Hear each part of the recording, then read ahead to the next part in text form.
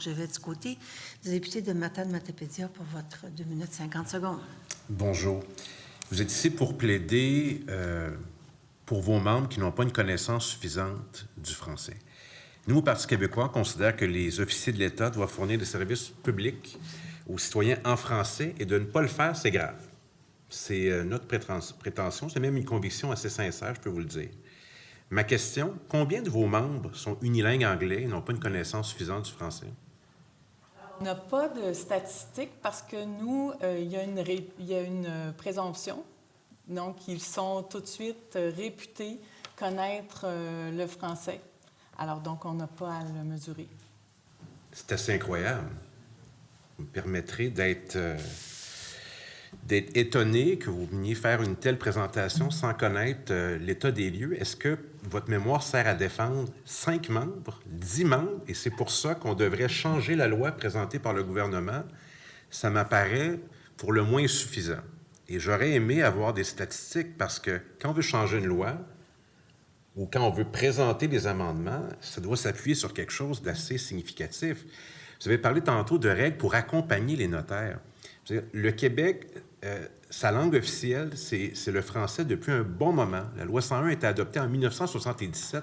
Qu'est-ce que ça va prendre de plus pour convaincre les notaires qui pratiquent au Québec d'avoir une connaissance suffisante du français? Je suis non seulement surpris, mais je suis étonné, puis voire même irrité d'apprendre ça. Je vous rappelle que la Chambre des notaires n'est pas là pour défendre ses membres, mais défend la protection du public. Alors, donc, les notaires fournissent des services à des clients et la Chambre vient... D'accord. Alors, à ce moment-là, je préférerais qu'un citoyen, un client, vienne nous dire qu'il veut être servi en anglais que la Chambre des notaires ait à le faire. C'est ma perception.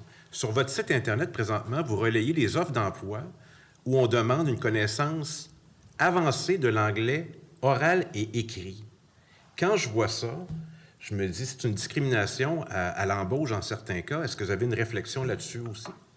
Bien, il faut que certains emplois, donc on ait une connaissance suffisante de l'anglais pour communiquer avec les membres. Je ne sais pas à quelle annonce que vous faites référence. Je ne veux pas accabler le cabinet que je viens de voir, mais je peux vous en sortir plusieurs sur votre site Internet. Et vous avez choisi de les partager. Alors, ça fait partie de ce qui existe présentement comme offre d'emploi au Québec. Alors, un notaire diplômé au Québec qui n'aurait pas une connaissance avancée de l'anglais oral et écrit serait discriminé à l'embauche chez un de vos membres. Mais ça dépend c'est quoi ses fonctions, là. Alors, je ne peux pas vous répondre. Pratique au Québec. Mais vous savez, les notaires pratiquent dans différentes régions avec différentes clientèles. Certains ont des clientèles très internationales. Alors, donc, il y a toutes sortes de situations. Merci. Ça va être simple, Il n'y a plus de temps à l'échange.